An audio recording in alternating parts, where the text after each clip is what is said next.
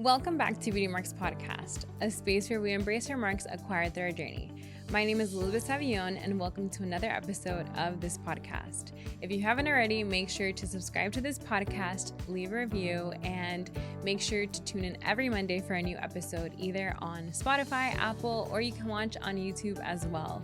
I am so excited to be back with Hi Hello Labs and in downtown Orlando, a beautiful studio. If you want any podcast dreams or any photography, make sure to go check them out. They are amazing. And I am very excited to have yet again a returning guest, which I feel like we're like literally podcast besties at this point.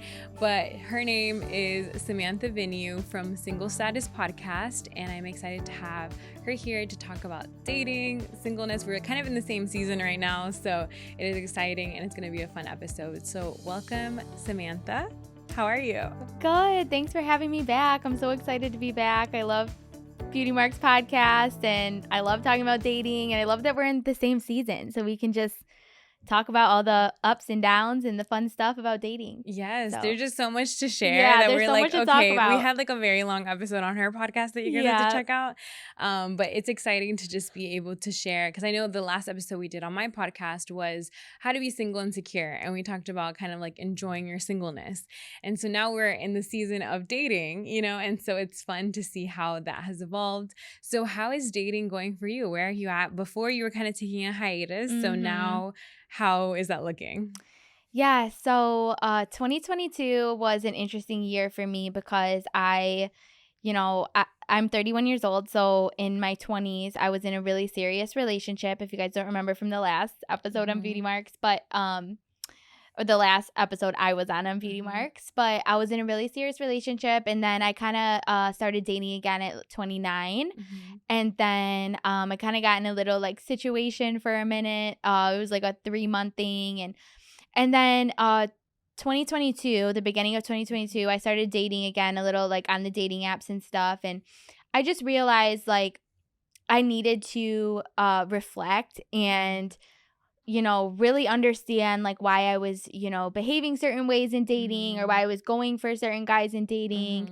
And I also realized like I never really fully understood what it was like to like really embrace my singleness and look to God to find wholeness and really like work on like who am I and what do I like and what do I want and where is God calling me.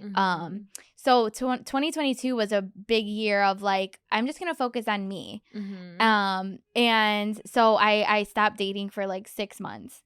And then I actually like really was seeking God, like, where are you calling me? And then it led me to starting this podcast and eliminated distractions for a minute, which because men are distracting. It helps. It helps with distractions. Yeah, but so I launched the podcast in December of 2022, and then so now we're in 2023, and like I just feel like I'm in such a better space, like mentally, emotionally, like I know what I'm looking for. I know more about like who I am as a person. And I feel like now I'm dating out of a place of like want rather than a place of need. Yeah. And so I'm back on the market. I'm back on the dating scene, but I'm not back on the dating apps. I feel like I'm like really putting myself out there with everything I'm doing, and I'm really involved in certain things like at home and stuff, and like in my church community and all that stuff. So I feel like I will meet someone organically, but it's not to say one day, I might go back on the dating apps one day. So who knows? Yeah. So it's going good so far. Both experiences. Yes. So like I'm on the dating apps right now, and that's how I've been making connections. And so you're meeting people in real life. Yes. So how has it kind of been now transitioning? How do you put yourself out there?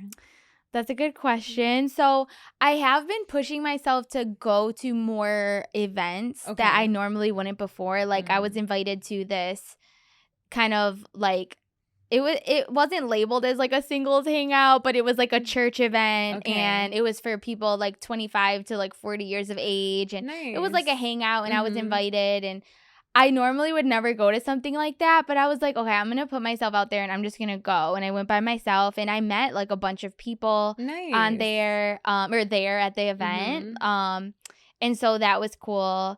And just kind of even with all I'm doing with like social media. And so I don't some DMs.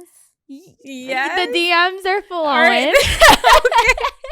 All right. Share your DMs secrets. are flowing, so DMs are open, not for the creeps, but for the content good guys. creators. Yeah. That are also yeah. So yeah, I feel like I'm really active in like where God's calling me, and I feel like there are men like popping up. Yeah. You know? I was telling her that I feel like once you like put yourself out there that you're actually looking, I feel like it's like this energy that you give. Sudden, you're like, everyone knows I'm single. Everybody knows I'm single here. Like we're all just trying to connect. Right. And I've had also, I have been more open with my friends about, oh, hey, I'm dating again. And I have had some friends actually connect me with. And before, I was like really, I hated getting like hooked up with people. But now I'm like, okay, I trust these people. They're people I love and I trust that they're not going to hook me up with someone that is, you know, not good for me. So I've actually had friends introduce me to people and like give someone my number that I like okayed. And I've had some like phone conversations with guys and stuff that way. That's a good tip. It's like ask your friends. Yeah. A lot of my friends, how they're married or their circles, they always say they're like, well, I don't know if you will like them. And I'm like, girl, like recommend someone. I feel like that's the best way to at least give you the option. Yes. Because I've had, my friends will call me and be like, hey, there's this guy I know, like he's a friend, like, you know, they'll give you like the lowdown and they'll be like, do you want me to give him your number? And I'll say yes or no. Yeah. So friends, recommend your friends. Yes. Friends recommend friends. Your cousins, whoever. Because once you're looking, it's like, and also like how you said, like going out to events and stuff like that. I feel like it's a lot of, you know, you get nervous about it, but it can be such a good way to organically meet people because those people are trying to connect too. So it's like you're all there kind of for that purpose. I actually want to go to like a singles meetup too. So like to see, sometimes that would give me the ick, but I'm trying, you know. It's awkward at first, but once you go and you find another girl that's there, just sit down and get to know some like girlfriends and then you're like not alone. You know what I mean? So it's fun. Like you're going to meet like girls too and friends, you know, and then you can, and then it's not so, and help each other. Right. And I think like, especially if you're going to like Christian events, like I'm like really impressed with these Christian guys lately because when at these events, they'll like just walk up to you and introduce themselves and be like, hey, can I get your Instagram? Like, can I get your number? Like I'm really impressed with these guys because they're having, you know, it seems like they're very confident to walk up to a girl at these types of events because it's kind of that setting where they feel comfortable doing it. Yeah, because they know that they're not, maybe like if you were at somewhere else like a restaurant, people are like, okay, am I gonna get rejected? Like you kind of like, it's already vetted to the people that are gonna be there, so it helps 100%. Yes. So how would you say, so when you were on the apps, at least, what were kind of your experiences on there? Did you have good experiences, bad experiences that kind of make you not want to be on the apps? So I know a lot of people complain about dating apps, but I actually have had good experiences on dating apps. I met a lot of really good guys. I went on good dates. They just didn't really like lead anywhere. Yeah. But I think it's a great way to meet people, honestly. I guess for me, I just don't feel like I can't really explain why I'm not on there, but I just don't really feel led to be on there. But I do think that they're a great way to meet people. Yeah. And as far as like experiences, is there like a specific, are you like good dating experiences? Oh, it can be either. Because I know like, because I have shared on here that it's like, I'm new to the apps, you know, so I've had good experiences so far. I did have like a few that were like, but I would say overall, I've had a good experience, which coming into it, I was like, oh my God, this is the worst thing ever. I want to get off of it because I was meeting people in person, which was good. But I feel like for you, how you say that you have good experiences, what did you like about it, and did you have a bad dating experience? Yeah, so I have a couple. So I'll start with good ones. Like I was actually pleasantly surprised by the guys. Again, I feel like we talk bad about guys a lot in our generation, and I know like Well, there's we pros support and men cons. here, though. Yeah, We don't trash talk men. Right, right. But I was really surprised about how guys will just like ask you on dates. Yeah. On the apps, you know, like they will ask you on dates, and they are like gentlemen with it. Like they'll like choose a location and they'll pay, like it's no question, like they're paying for the meal. I love that. You know what I mean? Are you experiencing that 100%. too? When someone sends me like where, what time, and ahead of time, That's not attractive. Like, that is so attractive. A guy that is clear of exactly what's going to happen and when, and is like, because also it means that they're like serious about your time and they like value your time. Not a guy that's like, hey, you free tonight? Like, no, I'm busy. Like, you have to book it on the calendar, you know? And it allows us, we were kind of talking about that, like feminine and masculine energy. I have been really, like the past year, really reflecting on showing up to dating in a way that, like, yes, there is like that feminine masculine energy in dating. Yeah. And I think I was listening to, I think it's True Feminine podcast. Yes, I listened to her. Yes, it's so good because she talks about like how our bodies are actually made. Like women are like genetically made to receive, and men are like givers.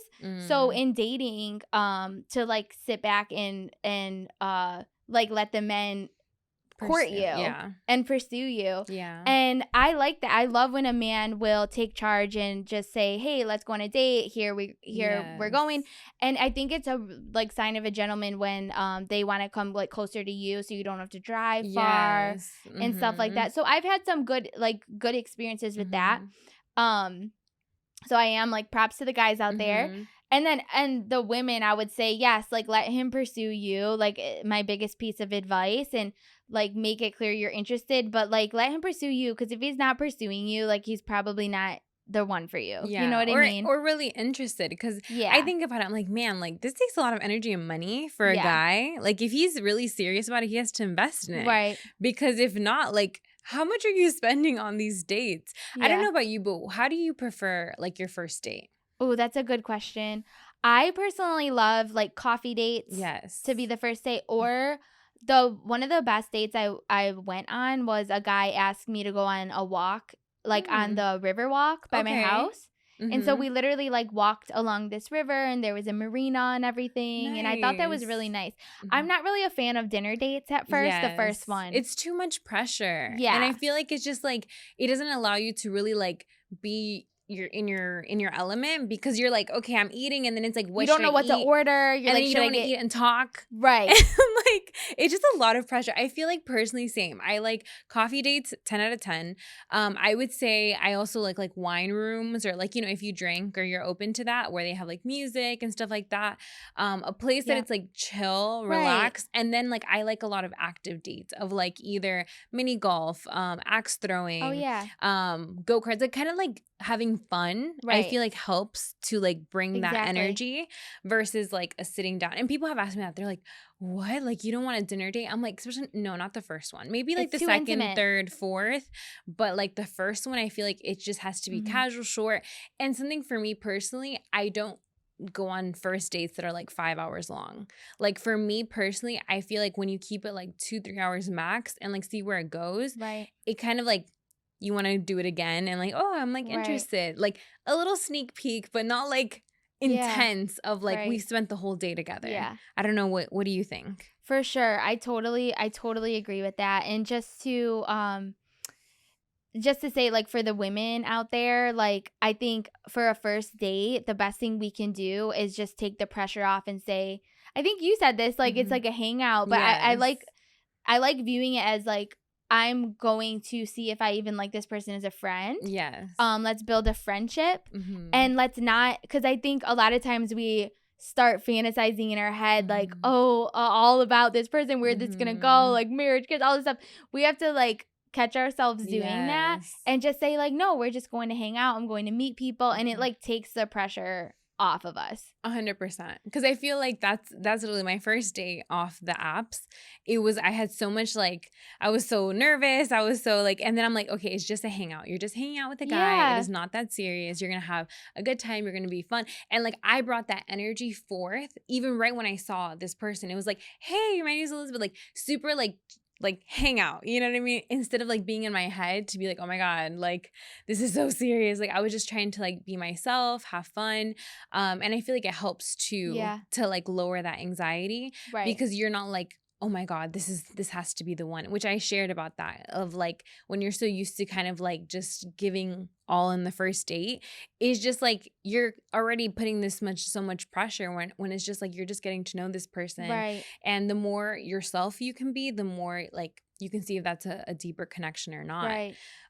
So we were talking about what makes you swipe right on someone and what is like an ick on profiles. Yeah. And so for me, it is definitely the if someone has like filters on their pictures or the fish pics, which we talked about, or the deer pics, the dead deer. Stop it, guys. We don't want to see your dead deer. It's like I don't it's get like serial it. killer vibes. Don't do that. Literally, it's like I just don't like that. I feel like the big fish. No, it's like good for you and your boys, but like I was telling her that like I feel like some guys put their profile like they're looking for a guy best friend, not like for like things that women or like we would want to have in common.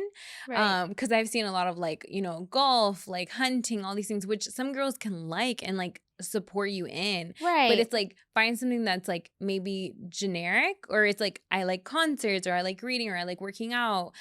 And okay, I have kind of a really cringy one too. So, okay, we were talking about, I don't know if we want to talk about this one actually. What this guy said to me before a date, and I said no, I'm not going. No, tell me. Okay, I want to hear it. Okay, I was like, I don't know if so basically this guy, he was cute, he said he was Christian and he's from like California. And we were like texting or whatever, and he was like, I'm really interested in hanging out or like going on a date or something. And I'm like, okay.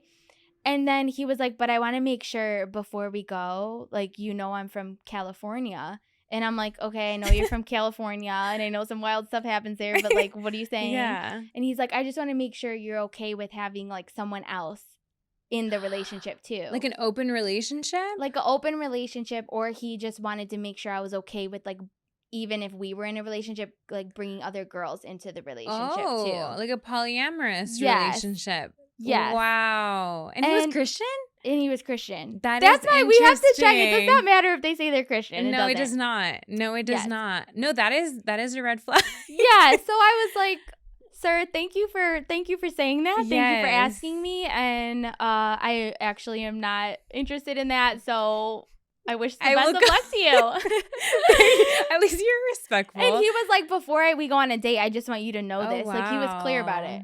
You know? I mean, like, and I applaud him for that. At least he told you. Yep. But that's the thing. Like, you're bringing up a really good point. There are things, especially as a Christian in dating, let's be honest, we will have those questions. And even people can say whatever they want. But I think no matter if you're a Christian if you're a Christian, you can still have guys that like on the first date they want to sleep with you, and I've had that. Like that doesn't stop people from being like, oh, all of a sudden, you know. Right. Personally, for me, and this could be more upfront, but this is just me. I do tell guys on the first date, like, hey, just letting you know, I don't like hook up, like I don't do that, even if they're Christian, because I do vet before, you know, make sure that we have that conversation of like, what does your relationship with Jesus look like to you? And then I've gotten some interesting answers, but it's also that other question, because what might be convicting or a boundary to me might not be for them. Yeah. And let's be honest, if you say that you want to be celibate, but you're not dating and you're not like exposing yourself, you're going to stay celibate because you're not exposed to it. But once you're like dating and like you're meeting people and you have connection, that conviction or that like boundary has to be, like you had to practice that. For sure. Because it's really challenging to not like cross the line when you 100%. Are into someone, you know, like we're human. Yeah. You know. And to say that we don't. Right. Is not true. Right. So it's really important, if that is something that you want, to like wait for marriage or, you know, it is something that you have to be on the same page with the other person, like upfront. It has to be clear. And I think it is okay to, you know, wait a couple dates and see like, okay, is this going anywhere? And then you can have deeper discussions about that. But Yes, I think for anyone that is, working on waiting till marriage, Mm-hmm. or maybe it's the first time that you have even thought about it, because I'm Mm-hmm. just going to be honest, like that was something I never really thought about, like growing up. I didn't grow up Christian. Like Yeah. it was something I have never really done. Mm-hmm. But I feel at this point in my life, like I feel really led where I would like to work on, or I would like to find a partner that wants to do that too. Yeah. That finds that important. But it is something that I think you just have to be on the same page with. 100%. Not Yeah. just one person. Right. Because it's not going to work. Like, Right. it has to be both people. And I guess you don't have to say it on the first date, but especially if they're very, like, physical touch, or they're very, like, Yeah. like, they try to get physical on the first, like, date, like, try to kiss you. Like, Yeah. you kind of with those kind of guys, I mean, that you Yeah. sometimes have to be more upfront. Yeah. To let them know. And then if they're like, oh, and then they might leave, which is fine. But it's like depending on what you're looking for. Right.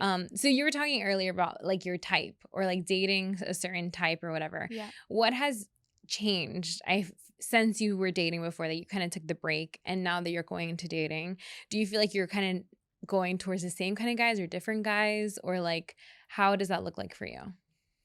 Yeah, so I have really reflected on the guys I've, been with in the past. And I think what I've done in the past, I've realized that my weakness, like many of us, is like if I have chemistry with someone and he's like really confident and, really charismatic, like I can fall very quickly for guys and like completely just lead with my like flesh with everything, and kind of like ignore red flags and not really. And I've really, the past year, I'm like, I need to like pump the brakes, because there's a lot of hurt that comes with that. And this is all like, I don't feel like I want to do certain things because I'm being like forced. It's really like I've lived, through different like relationships and situations where we went too fast, like physically, spiritually, emotionally, whatever. And it causes a lot of hurt and it causes a lot of pain, because, when two become one and then you're like ripping that apart, 100%. it's really hard. So I have really reflected on like, how can I be more open with the people around me to like help me spot out red flags and everything. And then also I have really just worked on myself. So on my podcast, I've been talking a lot about how I've kind of like surrendered this list that I have in a guy. And because let's be honest, whenever we try to do something like our way with every little detail, like we don't know what's best for us. God knows us best. Yeah. So I've been really using like 2 questions that I'm calling like my dating compass. Okay. And I've been asking myself, like, who am I as a person? And like, does this person bring out the best in me? Do they add to like me as a person? Yeah. Or do they like pull from who I am as a person and pull me down? So that's like the first thing is like, okay, does this person accept me for who I am? And can they like add to my life? And that's like good if they do. And then 2, can this person like add value to where I'm going? Like wherever God has me and the direction I'm moving in. It's so important that we wait for the person that is aligned with that vision. And because if we're not, everything like can be pulled back. Yeah.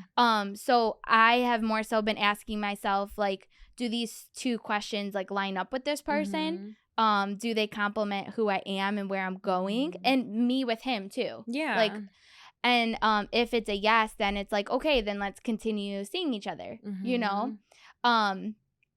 But I do want to say, like, as we were talking about like setting boundaries and like even like waiting for marriage and stuff, if anyone listening is thinking about that for the first time, or if you've always been thinking about that, there are so many men out there now that actually are thinking about that. Yes. And actually are like, no, I want to wait till marriage and I want to set proper boundaries. Like I have, many male friends that are set on that. That's great. So there are a lot of guys out there. I think like years ago, like people never even really talked about that. But I see it all over social media now too, where these guys are really stern on that. Because of guys that have told me that, it's because they did do the whole like hookup culture thing, and they saw how like empty it was, or how they would end up being in toxic relationships or very on and off, and they're kind of like, okay, like we've lived it. Like, and sometimes you don't have to live it to know it. You just see through other people too, that you're like, that can leave you so empty. And even Christian or not, like there's studies that show that people that do hookup culture, like they're more prone to depression, anxiety, like because you're literally attaching yourself to all these people with no return. Like, so you're literally, it's like, and you know, we believe as Christians that it's like a soul connection. It's not just like body, you know? And so that is like mind blowing to a lot of people, because they're like, no, it's just physical. It's like, no. Every time you're doing that, you're attaching yourself to someone spiritually, emotionally, and everything. So like all of that connection that you're doing with people that don't even value you sometimes and don't even see you, like that can be so hard to like split that, you know? And that's what a lot of in our culture, it's very normalized, like, oh, that's what singleness is for. And it's like, no, like that has nothing to do. And like I stand with the whole thing of like, it's not about you experiencing sexually with someone does not mean that for your future husband or wife that's gonna be that experience is gonna be good. Because what if that person's like, no, I don't feel safe doing certain things. I don't feel like, so that doesn't prove to show that that's going to make you a better person, you know, in a relationship. If anything, it's like more sometimes baggage that you're taking, or hurt, or wounds, or memories that you have that you bring into that relationship. So like, I completely agree with you. Like having alignment with that is so important, and understanding also that like there's someone that does want those things that you do. So it's like, that's why I say vet them out, like, you know, be honest and open, because you don't want to change that just because you're like, oh, I want to keep this guy, like he's so cute, but you see all the red flags. And it was important what you said about like bringing in community, because I feel like, yes, we do get blinded by that. And my best friend, so with the dating process, I've been sharing with my sisters and my best friends, and they're like, Liz, absolutely no. Like, we did this one time, we are not going to do this again. Like, cut that guy off. And like, to be able to listen to them now and be like, you're right. Like, I did say these are the things that are red flags for me. So why would I put myself in that position? Or cutting people off in a respectful way, because you see that like this person isn't adding to my life. And this person, like, we don't align in certain things, like our values or goals and things like that. And that's okay. Like, that can be a friend, you know? And it's also easier if you've never done physical stuff with them, because then they can be a platonic friendship versus like when it's blurry, you know? Yeah. And, you know, so you asked me at the beginning of the show about like a bad dating experience. Yes. And I wouldn't say it was necessarily bad, but it was like very clear that he wasn't, like, we weren't aligned. Because some people just can be like super extreme. Yeah. Like, I remember I went on a date with this guy that he was a Christian, but he was like really kind of extreme. Okay. And he made it clear, like, he didn't really like that I was like a homeowner. And he also made it clear, like, he set out all these expectations for his wife on a first date. Oh. Like, I expect my wife to, he said, like, he is, like, the pastor of his household, and he wouldn't want his wife, like, talking to his kids about things, religion, or about, like, the Bible and stuff like that. Like, and he's in charge of that part. Yeah. And then he said, he also made it clear, like, he wasn't into, or he didn't believe in, like, women preaching and stuff. And you're like, absolutely not.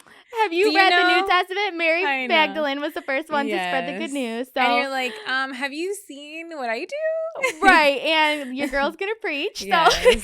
So. But anyway, so that was, like, an interesting experience. But again, like, he was clear with what he wanted. I think, I mean, I hope that he loosens up and he...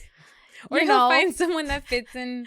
Right. He's going to have a hard time. Because that is, I mean, I don't know what kind of man would want a woman that can't speak to her kids about God and faith and stuff like that. Yeah. But then a good experience with what we were talking about, this like dating compass that I've been using, is this guy, he checked all the boxes. He had everything on my list, like good looking, successful, at his own house, like all that stuff. And again, this is why I'm like surrendering the list over, because we weren't aligned on like on faith. Like he wasn't you know, actively like practicing and stuff, and like he was a great guy, you know, but with where I'm going and what I'm doing, I need someone to be able to understand that, because it can pull me back really quickly. And I don't want to miss out on what God has for me, you know. So that was a time where I was like, I could quickly fall for this guy, but I'm actually I need to go with, you know, my gut and where God's leading me. And I just told him, like, I had a really good time with you, and I enjoyed getting to know you, but I don't think it's a good idea to take things further. Wow. And how did he take it? He was like, thanks for being honest. He was really guys like when we're honest with them. And so he was like, yeah, thanks for being honest, and let me know if you change your mind in the future, kind of thing. So he's like, if you're open. Yeah. I know. I mean, that's a huge thing though. And that's growth, because like us being able to be honest with ourselves and be like, okay, at this point in my life, after the work that I've done, because that's a huge thing. Like, I feel like when you've worked on yourself, you've healed through things, you've established your relationship with God in certain areas, it's kind of like you cannot go back to the same person that you were, you know? And if some relationship is going to cost you that, like to draw you farther from God, it's like, that's not worth it, you know? So it's like, for you to be able to say like, this is great, but like, no, you know, that's a huge thing. And that's why I am thankful though for like TikTok and social media and stuff, because I just want to like give hope to people that like there are a lot of really good guys out there. And like, I don't want people to think that, oh my gosh, we're like looking for the needle in the haystack, because again, like I have a lot of really I've met some really great guys that are like friends now, that are spiritually on the same page with everything that we're talking about. And all these people posting TikToks on, I thought I would never find my person, now, like, you know, and the guys are the ones initiating, like, hey, I just want to let you know we need boundaries up front, and I want to keep our boundaries like physically, and they're the ones like leading the way on it. It seems, and we love that. Yeah. So don't like lose hope, or don't think that there's no one out there that will like cherish you and honor you in that way. 100%. So how you've established yourself, you're independent, you kind of know what you want already. Are there any fears or insecurities that come up for you, like in dating? Yes, it's so interesting you asked that, because I never had this before. Like in my 20s, I never really felt like this, but because I re-entered the dating scene at 29, like, and now I'm 31, I have, you know, been in business for like 10 years, like working at a mortgage company. I have my own house, and now I'm starting this podcast, and I have a ministry. So sometimes like the insecurity that pops up now is like, oh my gosh, if I start liking someone, am I going to be too much for them? And I find myself sometimes trying to like lessen myself, but I've had to catch myself like, no, like we're not going to do this. Yes. Whoever is for me will like love, you know, everything about me, and will be really like intrigued and like impressed and want to like know more, you know what I mean? So I think it's just with anything, like the enemy is always going to try to keep us in a state of, you know, thinking, just trying to get lies in, you know what I mean? Or trying to get us to believe certain things about ourselves. And we just have to be aware and just sit back and say like, okay, is this the enemy, or is this like God? And whatever is bad, that is not of God. So we just need to have the awareness to like stop and let ourselves kind of think, okay, who am I going to agree with? Am I going to agree with this lie, or am I going to agree with, no, I am like amazing. I am beautiful. I am wonderfully made, and God has amazing things in store for me. So it's kind of also like constantly training our mind to agree with what God says about us and who we are as a person. And trusting that if we seek the kingdom above all else, like all of our needs will be met. So we don't have to worry about anything. And like that has been like my scripture the last year in single life and dating, is like, we don't have to worry, you know? Like you're practically doing something to, you know, like you're putting yourself out there, you're praying about it, you're involving God, you're like having accountability. Like the rest is like, if it's gonna happen, it's gonna happen. And if not, Right. it's okay. Yeah. Like, it's like you have already established yourself to a place where it's like, you know that like the person is gonna be an addition to your life. Because it's like, that's how we think of like our best friends or the people that love us. They see us at like a certain standard that they're like, ma'am, like we're like, unless it's this kind of guy, like, you know, we're not gonna settle. And it's not just about physical. It's more of like the kind of guy that supports the dream and the vision that you're doing. And like that sees who you are and is like, I applaud that, you know, versus dimming it. And I do want to make sure I'm clear with like this list thing. So, you know, of course we still want to be like attracted to who we end up with, but I don't want to miss out on what God has for me if it looks different than what I thought. Yeah. So if I'm like, he needs to be a homeowner and he needs to make X amount of money because I do, you know, what if God has someone for me that actually is like an entrepreneur and right now he's pouring his money into his like business that he's launching. So he's like sharing a room, like he has like a roommate and he's renting so he can like, you just don't know. Or like, what if you are so set on a guy that's like 6 foot and God 6 foot or higher? I know that's like a big discussion. I know. What if what if God brings you someone that's like 5'7", 5'6", and like super confident and has and kind and supportive and sweet and you end up like so attracted to him, but what if you end up like immediately look the other way because you're so set on what you want? Yes, that's so good. So it's like surrender. I literally had a moment like a few weeks ago and I was like, Lord, I like completely surrender my list to you. That's like good. I don't know what I need, you know what I need. I'm trusting you and I'm open to whatever you have for me. Yeah. Yeah. Because I feel like ultimately it's like there's things that we can have as non-negotiables. Like I have that list of like, for example, like drugs, addiction of certain things, of like extremes. You know what I mean? Like doesn't love the Lord. Like you need the other extreme too. Right. You know, that's for you. Like stuff that you personally can't deal with. But then there's the other list that I do have of like the height thing, and let me be honest, it's the height thing, it's the kid thing. Like if they have a kid, because that has been on my non-negotiable. Are you not open to? For a long time I haven't been. Okay. So that's always like the joke is like, are you gonna end up with all your other things that you're not gonna, you know? So that's why I'm like, okay, I'm not gonna put that as a non-negotiable. And the whole the financial part, because I feel like we do care a lot about that, but ultimately I feel like for me, it's more of like the security and like the commitment that they have in the relationship that is ultimately in their heart, and like them being generous, not just financially, but it's more of like they're willing to serve others, because that's like on mission of what I'm doing. Right. So it's like that mission has to align. Like they have to have a heart for other people. Yeah, I think when it comes to finances, they need to at least have a vision.